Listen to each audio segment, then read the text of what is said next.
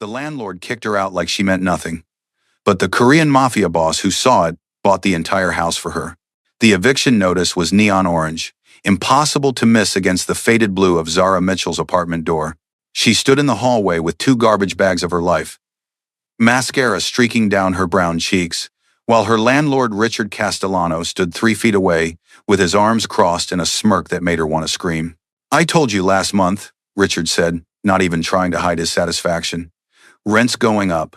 You can't afford it, you're out. Simple economics, sweetheart. I paid you." Zara's voice shook with fury and desperation. "Every month for 3 years, never late once until my mom got sick. I asked for 2 weeks, just 2 weeks, to get the money together. And I gave you 1 week. You still came up short."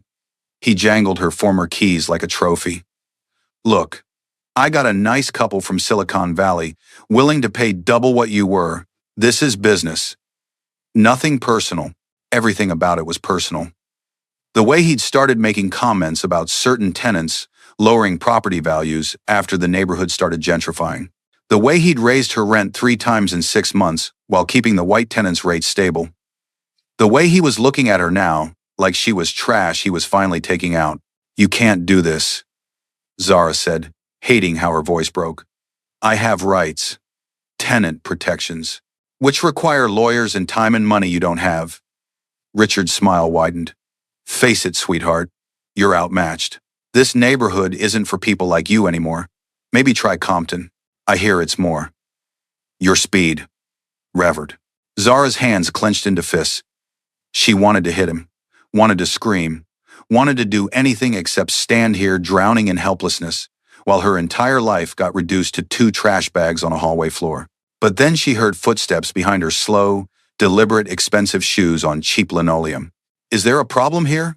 The voice was male, accented, and carried the kind of quiet authority that made Richard's smirk falter. Zara turned to see a man who looked like he'd stepped out of a fashion magazine and decided to slum it in her shitty apartment building. Korean, late 20s, wearing a black suit that probably cost more than her annual salary. Dark hair styled perfectly. Sharp features that were almost too beautiful to be real. And a tattoo. Black ink that started behind his ear and disappeared down his neck beneath his collar. Intricate patterns she couldn't quite make out, but that screamed danger and money and power. "No problem," Richard said, but his voice had lost its swagger. "Just handling a tenant situation. Nothing that concerns you, Mr. Kang." Yoon Kang. He didn't offer his hand, just looked at Richard like he was something unpleasant he'd found on his shoe. Then his eyes shifted to Zara, and something in his expression softened imperceptibly. "Miss, are you being evicted?" "Yes," Zara said, lifting her chin despite the tears. "Apparently I'm lowering property values by being poor and black in a neighborhood that's decided it wants to be expensive and white." Richard's face went purple. "Now you listen here. I never said."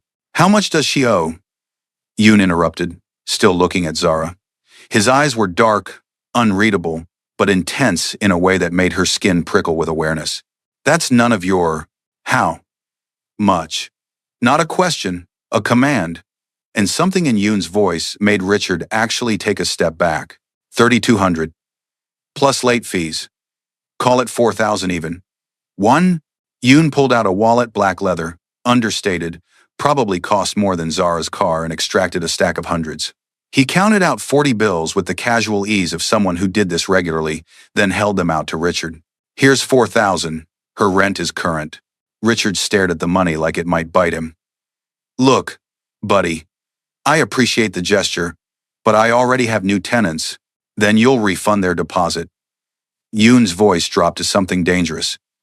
"Because Miss Mitchell's rent is paid, which means her lease is valid, which means you just attempted an illegal eviction."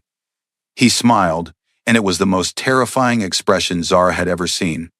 "I'm sure the housing authority would be very interested in that, along with your selective rent increases based on racial demographics. You can't prove." "I can prove anything I want." Yoon stepped closer to Richard, and despite being shorter, he somehow seemed larger. "The question is whether you want me to, because I promise you, Mr. Castellano, you don't want me looking into your business practices. You really, really don't." The threat hung in the air, unspoken but crystal clear. Richard looked at the money, then at Yoon, then back at the money. His hand shook slightly as he took it. Fine. Rent's current. But next month. Next month you'll accept whatever payment she provides on time, at the rate specified in her original lease agreement, with no further increases until legally permitted. Yoon's smile never wavered. We understand each other? Richard nodded, suddenly looking much smaller. He practically fled down the hallway, leaving Zara alone with her garbage bags and the most beautiful, terrifying man she'd ever encountered. Thank you, Zara said, and the words felt pathetically inadequate. I don't know why you did that, but thank you. I'll pay you back. Every cent. It might take a while, but I promise, don't. Yoon held up a hand. Consider it a gift. Fee Lassen, 17% of Gud4. I can't accept a $4,000 gift from a stranger. Then don't think of me as a stranger. He smiled, and this time it reached his eyes, transforming his severe features into something almost boyish. I'm Yoon. I just moved into the penthouse on the top floor. And you are? Zara. Zara Mitchell. She wiped at her face, suddenly aware of how she must look crying, evicted, standing in a hallway with trash bags. And I appreciate what you did, really. But I can't just take your money. I don't even know you. Then get to know me. He pulled out a business card, thick, expensive cardstock with minimal design. Just a name and phone number. Have dinner with me, tomorrow night. Consider it payment for letting me play hero. Zara stared at the card. This was insane. Men who looked like Yoon didn't rescue women like her and then ask them to dinner. Men who casually carried $4,000 in cash and had neck tattoos and made landlords flee in terror didn't just appear in her life and solve her problems. I'm a waitress, she said, for some reason needing him to understand the gulf between them. I work double shifts at a diner in Inglewood. I drive a 2008 Honda with a broken AC. I can't afford to go wherever someone like you has dinner. Someone like me? His eyebrow raised. Rich, powerful, dangerous. She met his eyes directly. I'm not stupid. I can tell what you are just by looking at you.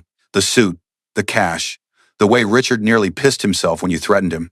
You're not just some businessman who happened to be here. Yoon's expression shifted surprise, then appreciation. You're observant. I'm a black woman in America. I have to be. Zara crossed her arms. So before I agree to anything, I need to know. What do you want from me? Nobody does something like this without wanting something in return. Dinner, Yoon said simply. Conversation. 7-11 discretion under 7. Doven discretion. The chance to get to know an interesting woman who just called me dangerous to my face without flinching.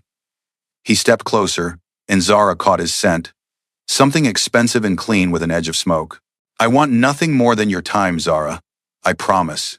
She should say no. Should thank him, pay him back somehow, and never see him again. But something in his eyes, a loneliness she recognized because she felt it too, made her nod. Okay. Dinner, but somewhere normal. No fancy restaurants where I'll need a dress I can't afford. Deal. His smile was genuine, warm. I'll pick you up at 7. And Zara? He gestured to her bags. Let me help you move these back inside. He carried her trash bags into her apartment like they weighed nothing, set them down carefully, and left without another word. It wasn't until he was gone that Zara realized she just agreed to have dinner with a man who'd spent $4,000 on her without blinking, who'd terrified her landlord with a few quiet words, and whose neck tattoo she'd glimpsed more clearly as he left a dragon, intricate and beautiful, that marked him as something far more dangerous than a simple businessman. She should be scared. Instead, for the first time in months, she felt something else entirely. Hope.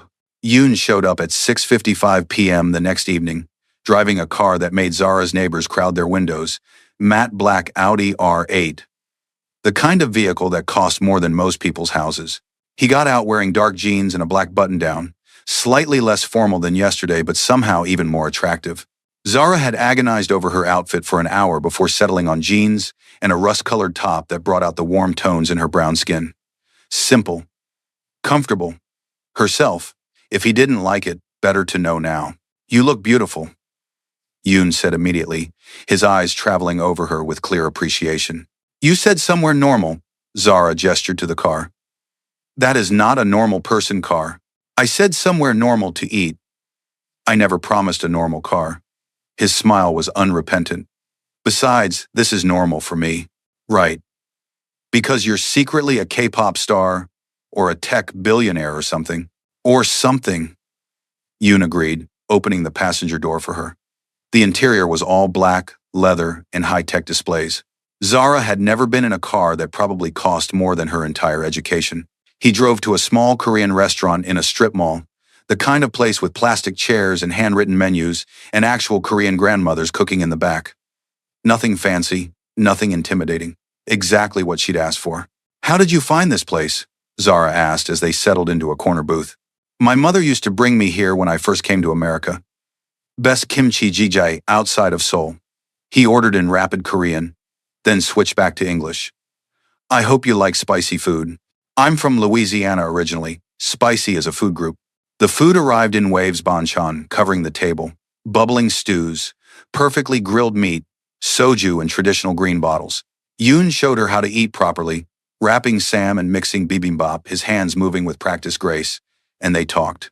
Zara learned that Yoon had come to Los Angeles at 16, that his family was in business, said with air quotes and a knowing smile, that he'd taken over operations at 25 when his father retired.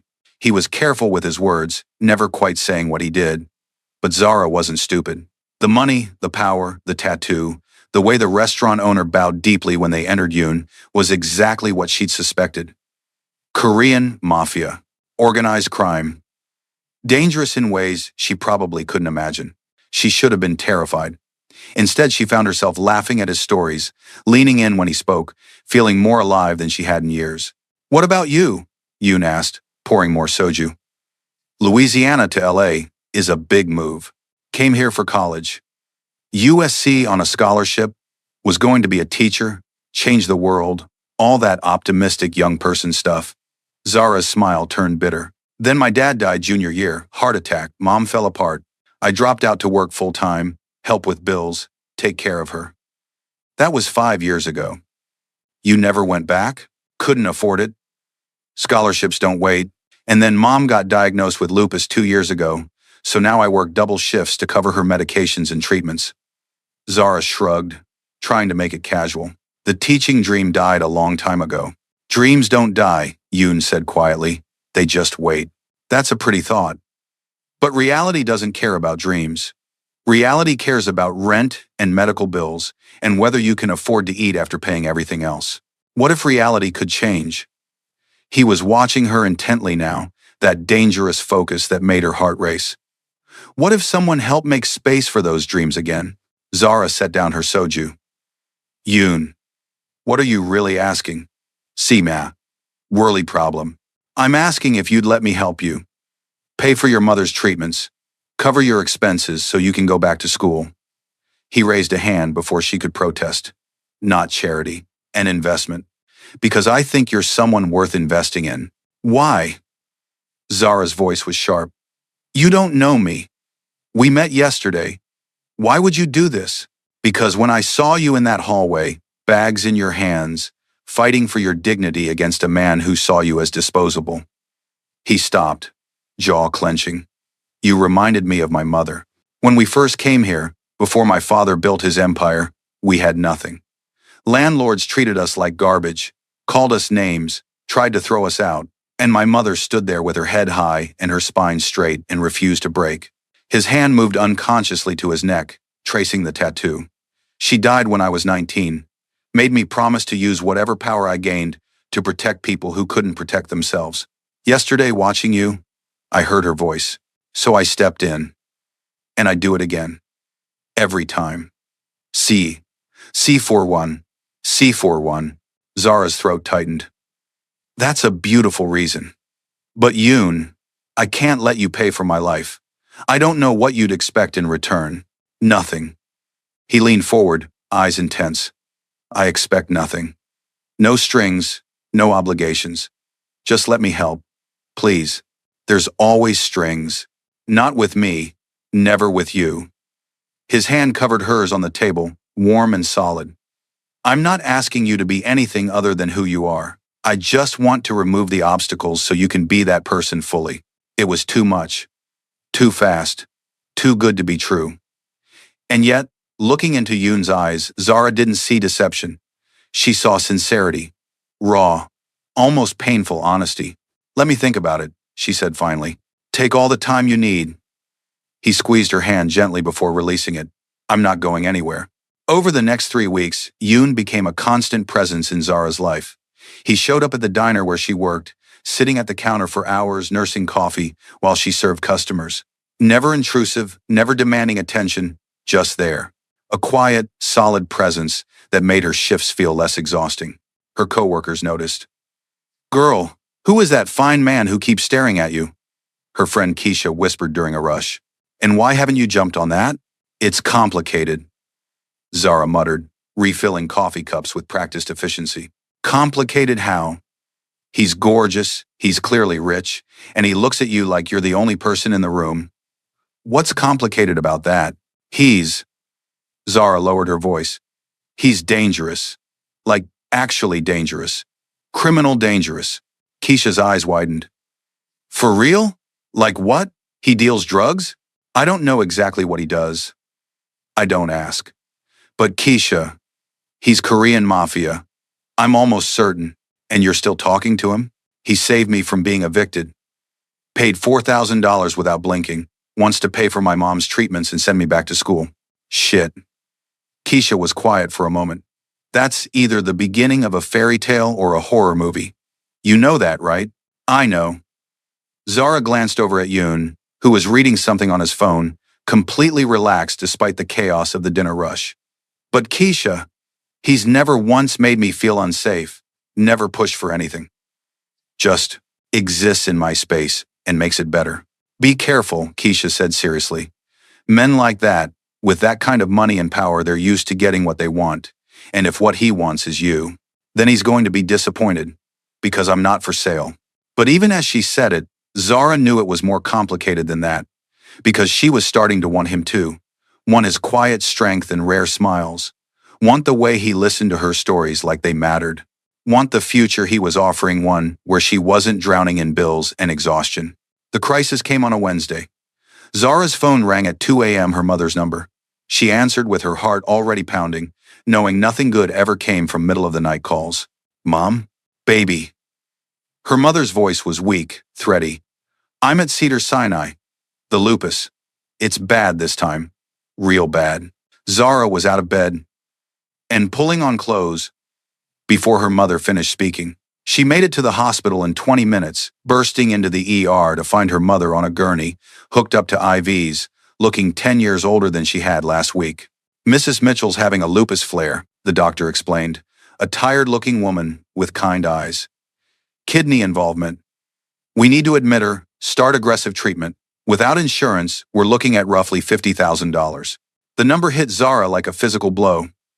$50,000. She had maybe $3,000 in savings. Her mother's insurance had lapsed when she lost her job last year. Payment plans? Zara asked desperately. We can work something out. But I need a down payment.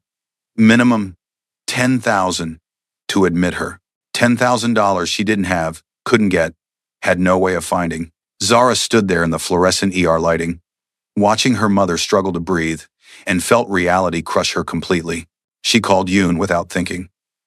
It was 3 a.m., he answered on the first ring. Zara? What's wrong? My mom. Her voice broke. She's at Cedars-Sinai. Lupus crisis. They need $10,000 to admit her, and I don't. I can't. I'm on my way. Don't move. He showed up 15 minutes later, which should have been impossible from where his apartment was. He was wearing sweatpants and a t-shirt, hair disheveled, looking more human than she'd ever seen him. And he had a checkbook. How much? He asked simply. $10,000 for admission. $50,000 total for treatment. He wrote a check without hesitation. $50,000. Handed it to the doctor like it was nothing. That should cover everything. If more is needed, call this number. He gave the doctor a business card. Whatever she needs. No restrictions. The doctor's eyes widened at the amount. but she took the check. I'll get the admission started immediately. When she left, Zara finally broke. The tears she'd been holding back since the phone call came flooding out.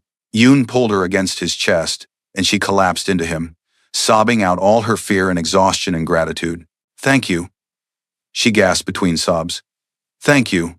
I'll pay you back. I promise. Every cent. It'll take years, but I swear." "Stop." His hand stroked her hair gently. "You don't owe me anything. Stop. All their disses all low.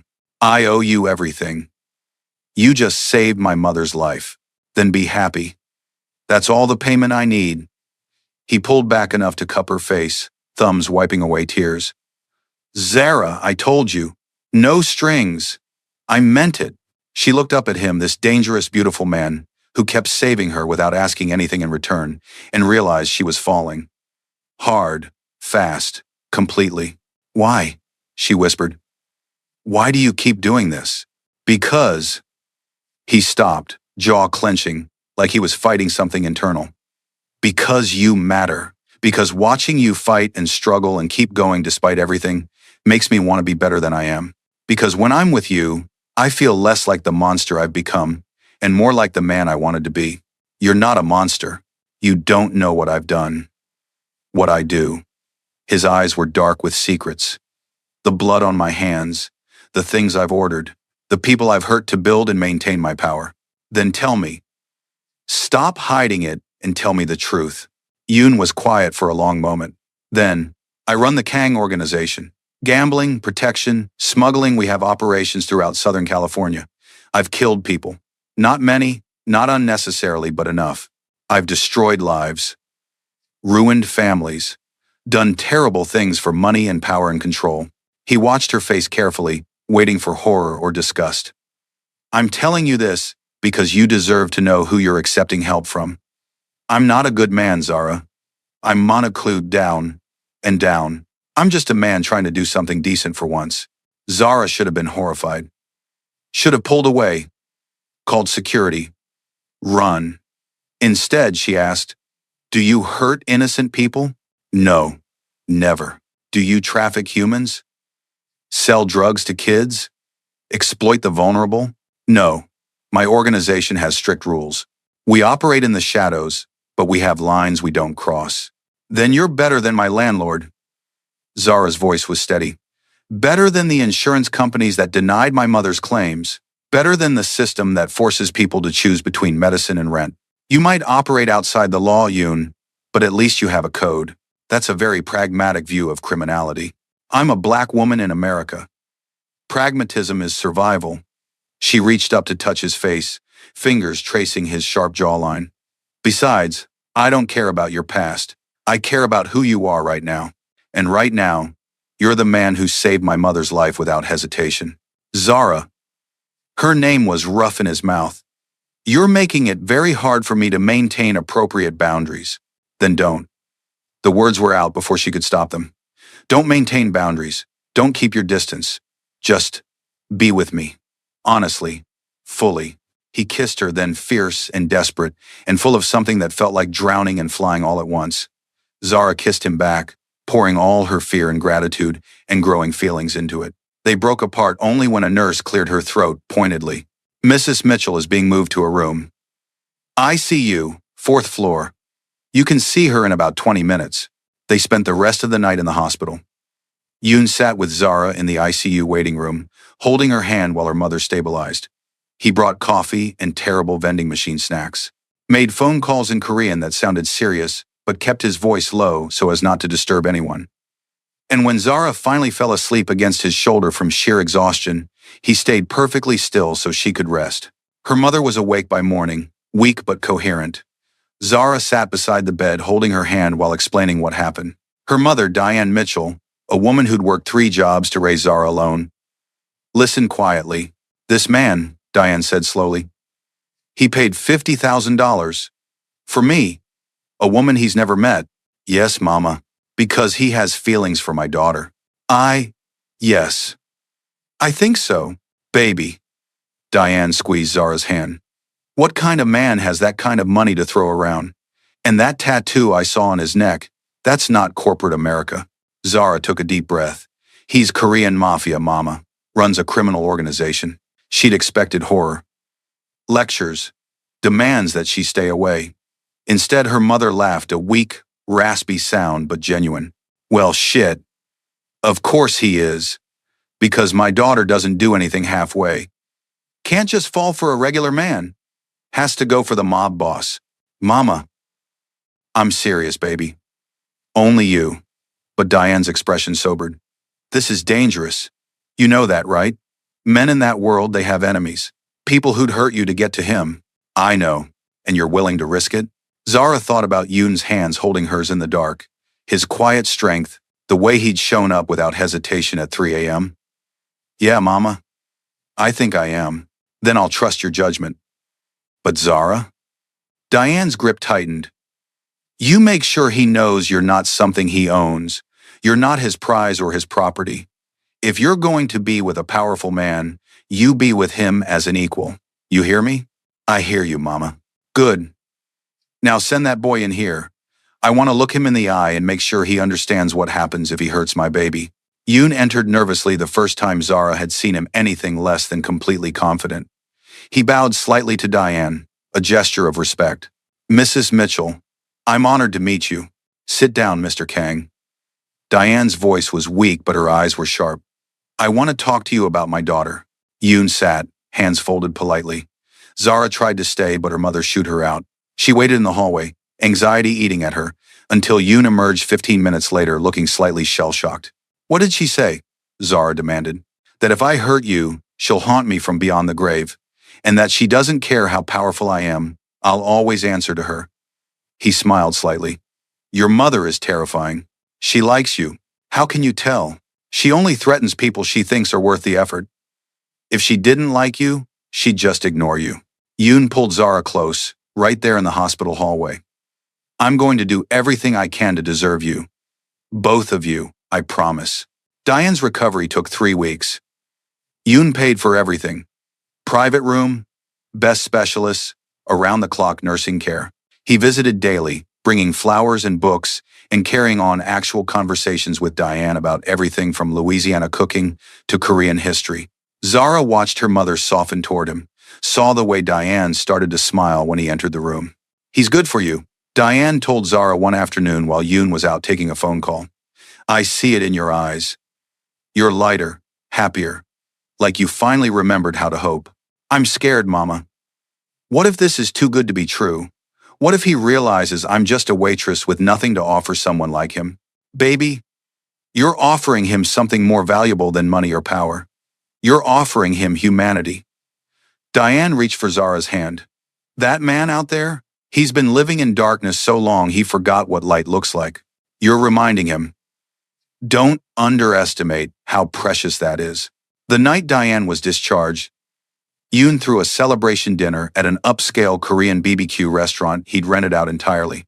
Just the 3 of them, and the staff. Diane was still weak but in good spirits, laughing at Yoon's terrible attempts to teach them both proper Korean drinking etiquette. To family? Yoon toasted, raising his soju glass. Old and new, they drank, and Zara felt tears sting her eyes. Family. Such a simple word for something so profound. After her father died, it had been just her and her mother against the world. The idea of expanding that circle, of including someone else, it was terrifying and exhilarating all at once. Later, after they dropped Diane off at her apartment, which Yoon had quietly upgraded to a better unit in a better building with better security, Yoon drove Zara home, but he didn't leave when they arrived. Instead, he parked and turned to face her. There's something I need to tell you. About your apartment. Dread immediately pooled in Zara's stomach. What about it? I bought the building. Silence. Zara stared at him, processing the words. You what? 2 weeks ago. I bought the entire apartment building from Richard Castellano. Paid well above market value so he couldn't refuse. Why would you? Then it hit her. So he couldn't evict me again. So, Ani Dani Nini Stek. So he couldn't evict anyone again. Yoon's expression was serious. Richard was systematically pushing out long-time residents, especially minorities, to gentrify and flip the building. I've installed new management. Fair rent, no discrimination, proper maintenance, everything he wasn't providing. You bought an entire building for me. I bought an entire building because it was the right thing to do. The fact that it protects you is just a bonus. Zara laughed, slightly hysterical. That's insane. I've done more insane things. He caught her hand. Zara, I need you to understand something. My world, it's violent and complicated and dangerous, but it's also given me resources. Power. The ability to change things. And I want to use that power for something good. For you. For your mother. For people like the ones Richard was hurting. This is too much. The hospital bills, the building, everything, it's too much. It's not enough. His thumb stroked across her knuckles. It will never be enough to show you what you mean to me. What do I mean to you? Zara's voice was barely a whisper. Everything. The word was raw, honest. You mean everything. From the moment I saw you standing in that hallway refusing to break, despite everything crashing down, I knew. This is the woman who's going to change my life. This is the woman worth becoming better for. I don't want you to change for me. I want to change for myself. You just gave me a reason to believe it's possible. He lifted her hand to his lips, pressing a kiss to her knuckles. I'm in love with you, Zara Mitchell. Completely, irrevocably. And I don't expect you to say it back. I just need you to know. Zara's heart hammered against her ribs. This was crazy. A month ago, she'd been facing eviction. Now she was sitting in a luxury car with a man who just confessed to buying her building and loving her. I don't know if I love you yet, she said honestly. But I'm falling. Hard. And it terrifies me because men like you don't end up with women like me in real life. This is the setup for heartbreak. Then let me prove you wrong. Let me show you that this is real. He cupped her face gently. Move in with me. I'm on heaven on. What? Move into my place. Not because of the building or the money or any of that. Because I want to wake up next to you. Want to fall asleep with you in my arms. Want to build a life where you're the first thing I see every morning and the last thing I see every night. That's moving really fast. I know. But I'm 30 years old, Zara. I've dated. I've had relationships. I know the difference between infatuation and the real thing. This is real. You're real. And I don't want to waste time pretending I don't want forever with you. Forever. The word hung between them, huge and terrifying and impossibly tempting. Let me think about it, Zara said. Take all the time you need. But know this, whether you move in or not, whether you love me back or not, I'm not going anywhere. I'm in this. Fully. Completely. For as long as you'll have me. He kissed her goodnight, soft and sweet, and full of promise, then waited until she was safely inside before driving away. Zara leaned against her door, heart racing, mind spinning. Her phone buzzed. Keisha. Girl. I saw that kiss. Details. Now. Zara smiled despite herself and dialed. You're not going to believe this. She said yes 2 days later. Moved into Yoon's penthouse with her few belongings, Chairman Meow included, who immediately claimed Yoon's expensive furniture as his own. The transition was smoother than she expected. Yoon had converted a spare bedroom into a study for her, complete with a desk, bookshelves, and a framed acceptance letter from USC that she'd forgotten she'd left in her apartment. How did you get this? Zara asked, touching the frame. I asked your mother when you weren't looking. Thought you might want it. I'm going back, Zara said suddenly. To school. To finish my degree. You were right, the dream didn't die. It just waited. And now I'm ready. Yoon's smile could have powered the city. I'll help however you need. I know you will. But Yoon, I'm paying my own tuition. I'm using loans and financial aid like everyone else. I need to do this myself. I understand. And he did. She could see it in his eyes. Pride, respect, love. Then I'll just be here cheering you on. Living with Yoon meant learning his world. The late-night phone calls in Korean. The men in dark suits who appeared at odd hours for meetings. The days he left and returned with blood on his knuckles and shadows in his eyes. Zara didn't ask questions she didn't want answers to. But she learned to read him when he needed space, when he needed comfort, when he needed her to pull him back from the darkness he sometimes disappeared into. One night, 3 months into living together, Yoon came home at 2 a.m. and went straight to the shower. When he didn't emerge after an hour, Zara went looking. She found him sitting on the shower floor, water cascading over him, fully clothed, staring at nothing. She didn't speak. Just kicked off her shoes, stepped into the shower fully dressed, and sat beside him, pulled his head against her shoulder and held him while he shook with silent sobs. Later, when they were both dried off and in bed, he told her, "I had to kill someone tonight. A rival gang member who'd been targeting our operations. It was him or three of my men." His voice was flat, emotionless. "I made the choice. Clean shot. He didn't suffer, but he had a family, Zara. A wife, kids, and I took him from them." "I'm sorry," Zara said. "Because what else was there to say? I'm a monster. You're a man in an impossible position, making impossible choices." She turned his face toward hers.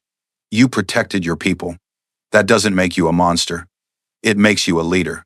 How can you love someone like me? Because you're not just the man who pulls the trigger.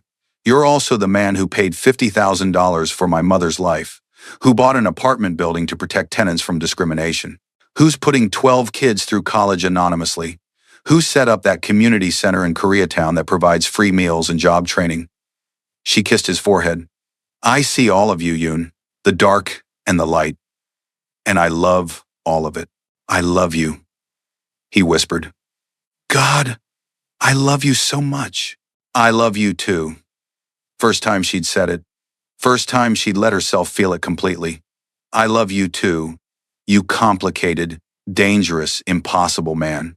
They made love that night with desperate intensity, Yoon seeking absolution in her touch, Zara trying to pour light into his darkness. And afterward, tangled together in expensive sheets, Zara understood something crucial. Loving Yoon meant accepting all of him, the violence and the gentleness, the crime and the compassion, the darkness and the desperate desire to be better. 6 months into their relationship, everything exploded. Zara was at USC, having finally re-enrolled, sitting in her methods of teaching class when her phone buzzed with an unknown number. "Is this Zara Mitchell?" "Yes." "Who's this?" "My name is Detective Sarah Park, LAPD. I need to speak with you about Yoon Kang."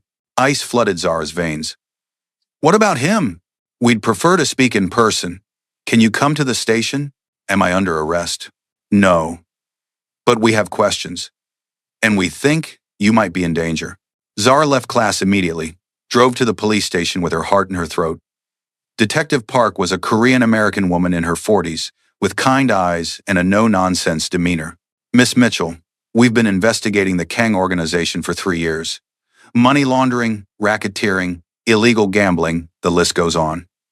Yoon Kang is at the center of it all. I know what he does." Zara kept her voice steady.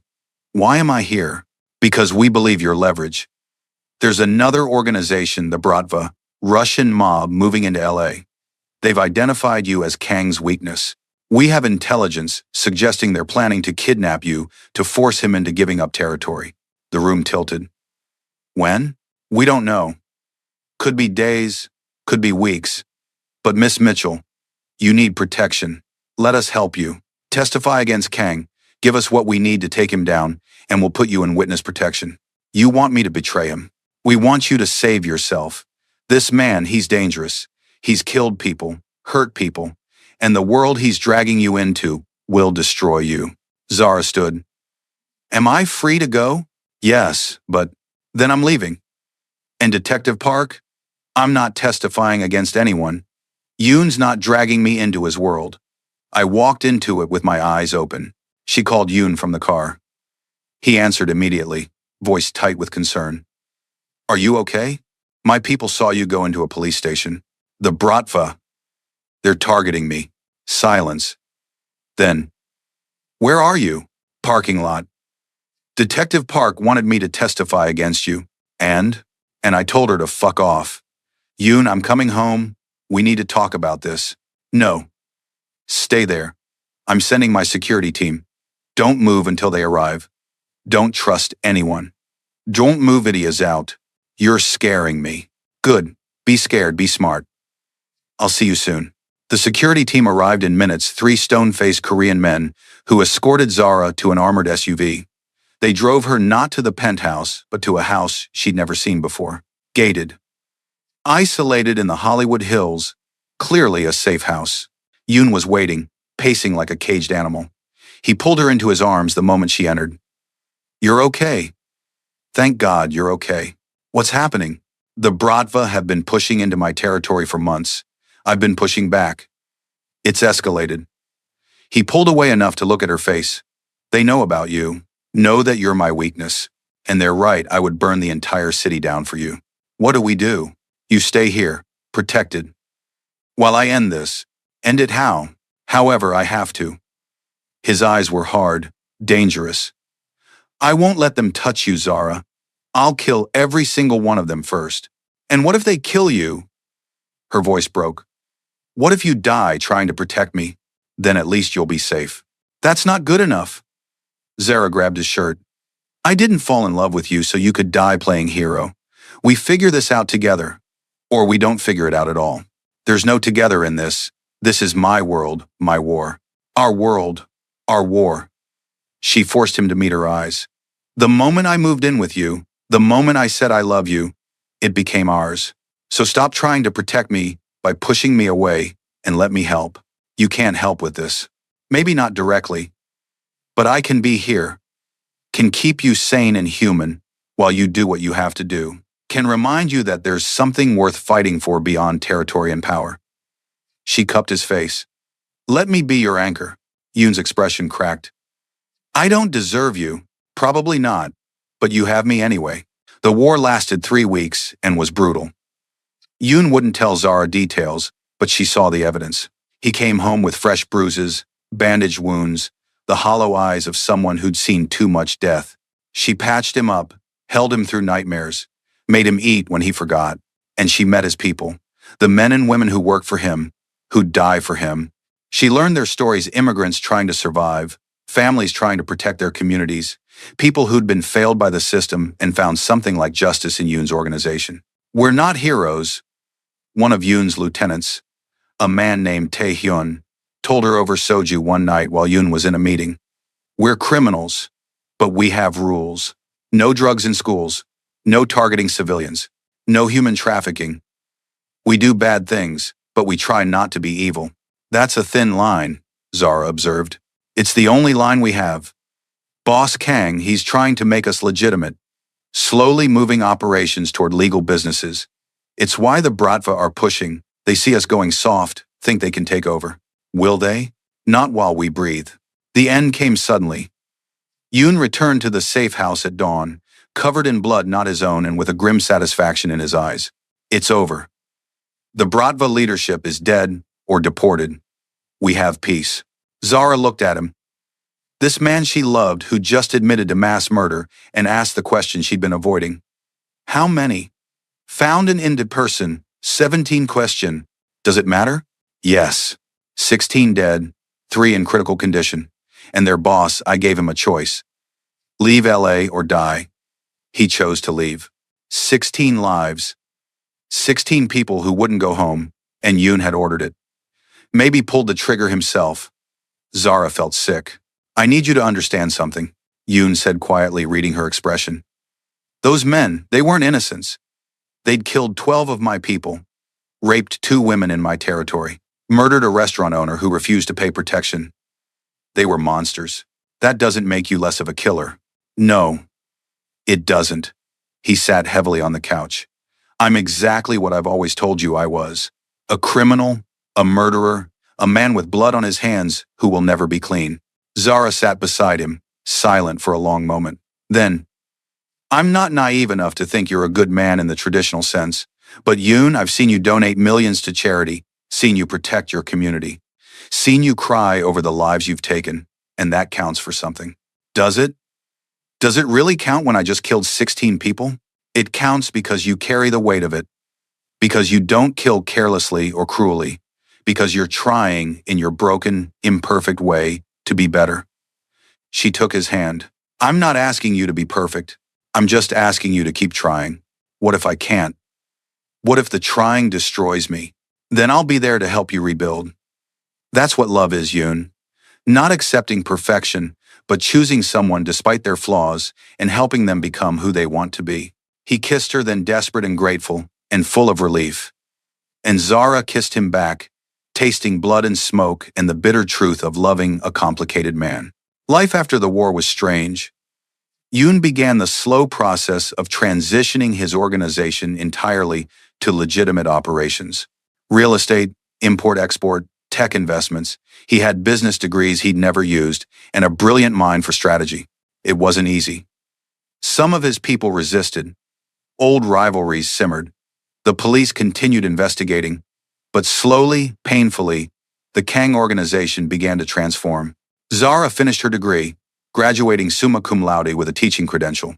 She got a job at an inner-city elementary school, teaching third grade, finally living the dream she'd deferred for so long.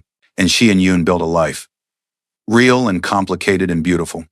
They fought sometimes, her moral compass clashing with his pragmatic survival instincts, but they also laughed, cooked together, brought Diane over for Sunday dinners, adopted a dog named Kimchi, who Chairman Meow tolerated with feline disdain. 2 years after that first night in the hallway, Yoon proposed, not with a grand gesture or expensive ring, but quietly, over breakfast, with a simple question. Will you marry me and let me spend the rest of my life trying to be worthy of you? Zara said yes. The wedding was small. Diane walked Zara down the aisle, crying happy tears. Yoon's people filled one side of the venue, Zara's students and colleagues the other. And when they exchanged vows, Yoon promised to use his power for good, to honor the second chance Zara had given him. I'm not a good man, he said, hands clasping hers. But I'm going to spend every day trying to be the man you see when you look at me. The man who saves instead of destroys, who builds instead of tears down, who loves instead of harms. I don't need you to be good, Zara said. I just need you to be honest. To keep trying, to love me even when it's hard. That's enough. They kissed as husband and wife, and Zara thought about that eviction notice. That moment of complete despair when she'd thought her life was ending. If someone had told her then that the beautiful stranger who appeared would become her husband, her partner, her home, she'd never have believed it. But life was strange like that. Full of impossible coincidences and unexpected grace. Full of dangerous men with hidden hearts and waitresses who refused to break. 5 years later, Zara stood in the living room of a house she still couldn't quite believe was hers. Not the penthouse, they'd sold that and bought a real home in View Park, with a yard and a neighborhood full of families and a front porch where they drank coffee and watched the sunrise. Mama, Daddy won't share.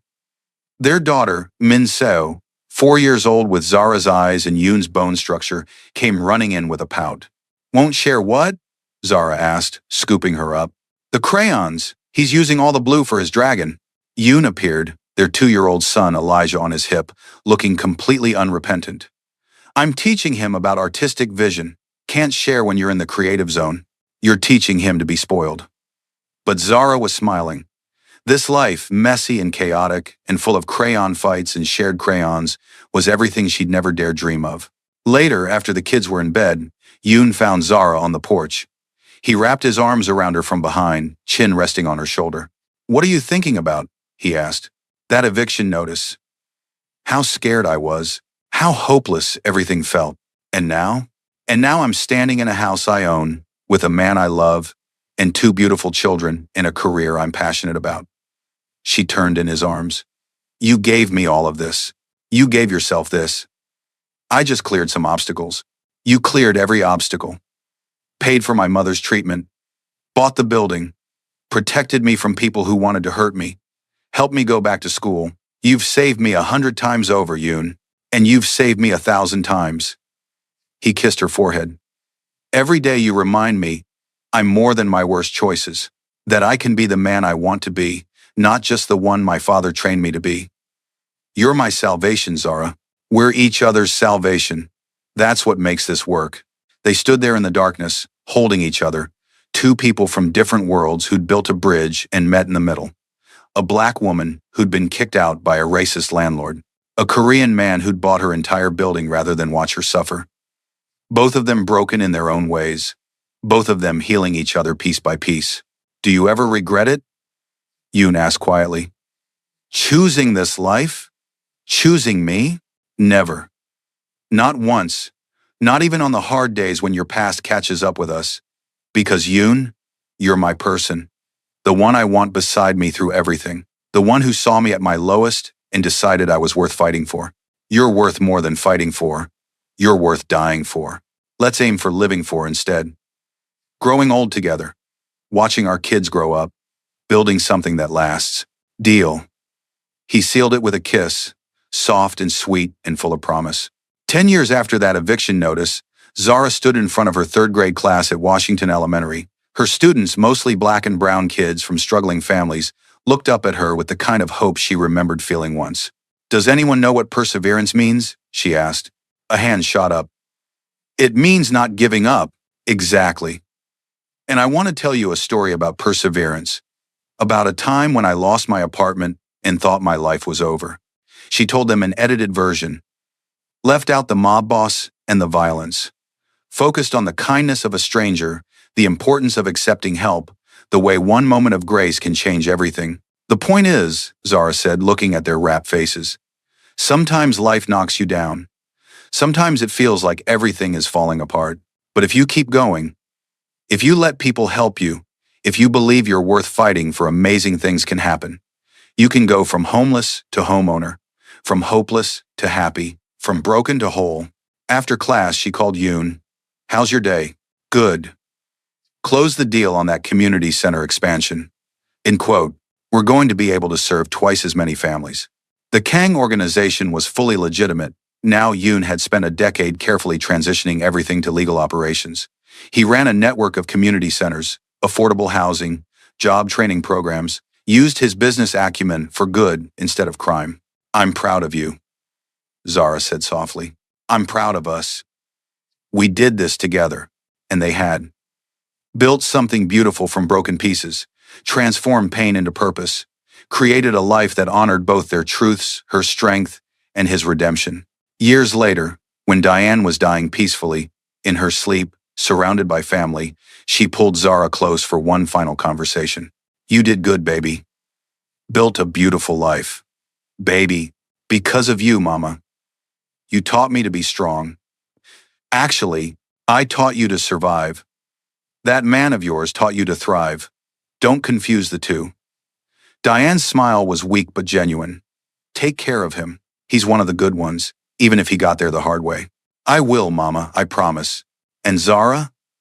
That eviction that was the best thing that ever happened to you, broke you open so something beautiful could grow in the cracks. Remember that when things get hard, sometimes falling apart is just making room for something better."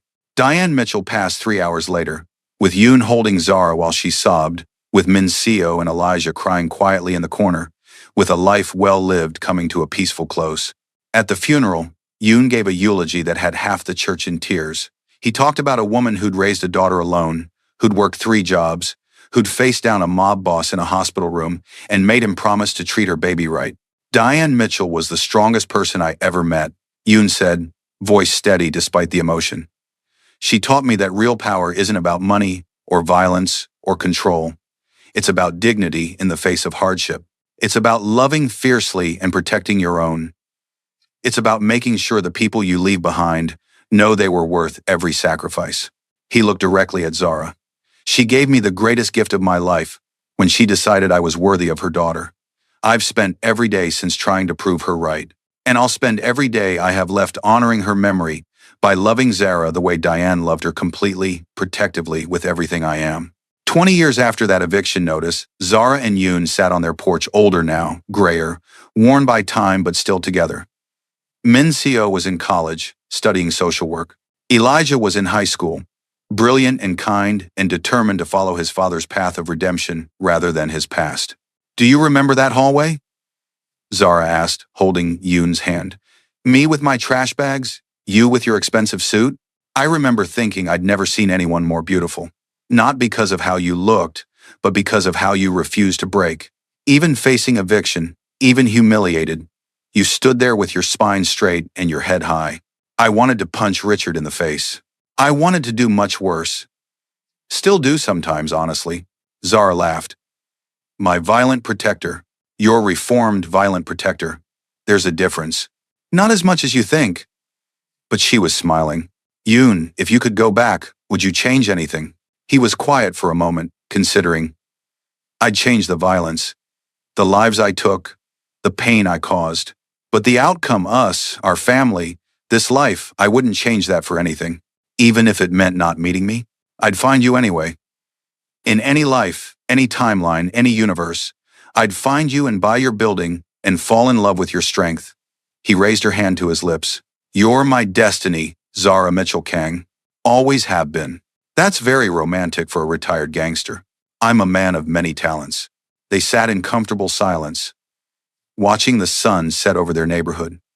A black woman and a Korean man who'd built something beautiful against all odds. Who'd taken broken pieces and created something whole. Who'd proven that love could survive anything.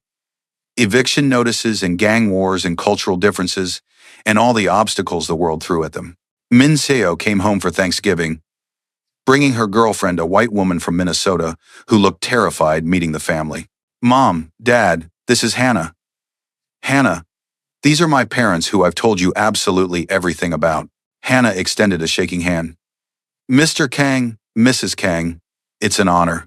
Min Seo's told me about how you two met, and it's just the most romantic. Relax, Zara said, pulling the girl into a hug. We don't bite. Well, Yoon doesn't bite anymore. Reformed criminal and all that. Mom! Min Seo looked mortified, but Hannah laughed. Tension breaking. Min Seo said you had a great sense of humor. I also said you shouldn't believe everything they say the first time you meet them, Min Seo muttered. Over dinner, Hannah asked the question everyone always asked eventually. So how did you two really meet? Min Seo's version seems almost too good to be true. Zara and Yoon exchanged a look. Then Yoon said, I was visiting an investment property, an apartment building I was thinking of purchasing, and I saw this woman in the hallway facing eviction from a racist landlord. She was standing there with trash bags and tears, but she wouldn't break. Wouldn't beg, just stood there with this incredible dignity. And I saw this stupidly handsome man in an expensive suit with a neck tattoo looking at me like I mattered, Zara continued. Like I was worth defending, so when he asked if I needed help, I said yes. Best decision of my life. He bought the entire building, Min Seo added proudly, like the whole thing, just to make sure Mom could stay. That's incredibly romantic, Hannah breathed, and slightly crazy. Welcome to our family, Yoon said with a slight smile. We specialize in romantic insanity. Later, after everyone had gone to bed, Zara found Yoon in his study, looking at an old photograph. She recognized it immediately, the apartment building. The one he'd bought for her all those years ago. Why do you still have that? She asked softly. Reminder, Yoon said, of the day my life changed. The day I stopped being just a criminal and started becoming a man worth something. You were always worth something. Not the way I am now. Not the way you made me. He pulled her onto his lap. That building, it's not just brick and mortar. It's the physical representation of the moment I chose you. Chose a different path. Chose to be better. We both chose. I chose to trust you despite everything. To see past what you'd done to who you were trying to become. Best choice you ever made? Debatable. Marrying you might edge it out. She kissed him softly. Or having the kids. Or finally finishing my degree. You've given me a lot of good choices to pick from. Speaking of choices, I got an offer today. To sell the building. Developer wants to turn it into luxury condos. They're offering 3 times what I paid. Zara stiffened. Are you going to sell? Hell no. That building houses 40 families. Families like you were. Families who need affordable housing in a neighborhood that's trying to price them out. I'm keeping it. Maybe forever. Even though you could make millions? I have millions. What I don't have is the ability to look at myself in the mirror if I become the thing we both hate, someone who profits from displacement. That building stays. End of discussion. Zara kissed him again, deeper this time. Have I mentioned lately that I love you? Not in the last few hours. I was starting to worry. I love you, Yoon Kang. I love your ridiculous romantic gestures and your reformed criminal conscience and your determination to be better than you were. I love you too, Zara Kang. I love your strength and your compassion and the way you saw potential in a man covered in blood and bad decisions. They made love in his study, surrounded by memories and photographs and the evidence of a life well built. And afterward, holding each other in the darkness, Zara thought about that scared woman in the hallway with her trash bags and broken dreams. If she could go back and tell that woman what was coming, the love, the family, the purpose, the life, she wouldn't believe it. Would think it was a fantasy. But it had all been real, every impossible moment of it. 30 years after that eviction notice, Zara stood at Yoon's bedside. He was dying cancer, aggressive and unforgiving. The doctors gave him weeks. But he'd lived well, loved completely, and transformed from a criminal into a philanthropist whose legacy would outlive him by generations. No crying, Yoon whispered, his voice weak but still commanding. We had a good run, the best run. Tears streamed down Zara's face anyway. 40 years of marriage, 2 beautiful children, 4 grandchildren, a life I never thought possible. All because I couldn't stand watching you get evicted. All because you saw me when I felt invisible. Because you bought my building and my heart and gave me everything. Zara. He struggled to lift his hand, and she grasped it immediately. I need you to know that moment in the hallway was the best moment of my life. Not our wedding, not the kids being born, not any of the success or money. Just you, standing there refusing to break. That was when I knew what love was supposed to look like. I love you, Zara sobbed. I love you so much. I love you too. Always have. Always will. His eyes closed. Promise me something. Anything. Don't stop fighting. Don't stop being that woman in the hallway who wouldn't break. The world needs your strength. I promise. Yoon Kang died 3 days later, surrounded by family, with Zara holding his hand. The funeral drew thousands of people whose lives he'd changed, families he'd helped, communities he'd invested in. And Zara stood at the front, delivering a eulogy about a dangerous man who'd chosen redemption, a criminal who'd become a saint. My husband was not a perfect man, she said, voice steady despite her grief. He made terrible choices, hurt people, took lives, but he spent every day of the last 40 years trying to be better. Trying to earn the grace I offered him in that hallway when he defended me against a world that wanted me gone. He bought my apartment building because he couldn't stand injustice, paid my mother's hospital bills because he valued life, built community centers and housing programs because he wanted to protect people the way he once preyed on them. And he loved me, loved our family with a fierce, protective devotion that never wavered. She looked out at the crowd. Yoon Kang was proof that people can change, that love can redeem, that it's never too late to become who you want to be. And I will spend the rest of my life honoring his memory by continuing the work we started together, building a world where no one has to stand in a hallway with their belongings in trash bags, waiting for someone to decide they matter. 20 years after Yoon's death, Zara sat in the community center bearing his name, surrounded by photographs and memories. At 90 years old, she was still sharp, still fierce, still fighting. Min Seo ran the Kang Foundation now, carrying on her father's work. Elijah was a civil rights lawyer, using the law to protect people the way his father had once used violence. And Zara taught part-time, mentoring young teachers, sharing her story with anyone who'd listen. Grandma, her youngest grandchild, 7-year-old Diane, named after Zara's mother, climbed into her lap. Tell me the story again, about how you met Grandpa.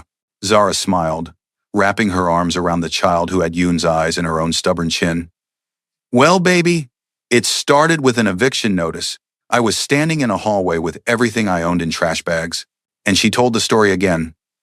The way she'd told it hundreds of times. Made it a fairy tale where the princess saved herself and the prince simply gave her the tools to do so. Where love conquered crime and compassion transformed violence. Where a black waitress and a Korean mob boss built something beautiful against all odds. Did you live happily ever after? Little Diane asked when the story ended. We lived really ever after, Zara corrected. Which is better than happy. Happy is easy. Real takes work, takes choosing each other every day, takes forgiveness and growth and fighting for what matters. But you loved him? Oh, baby. I loved him more than words can say, and he loved me the same. That's the real magic. Finding someone who sees you when you're invisible and decides you're worth everything.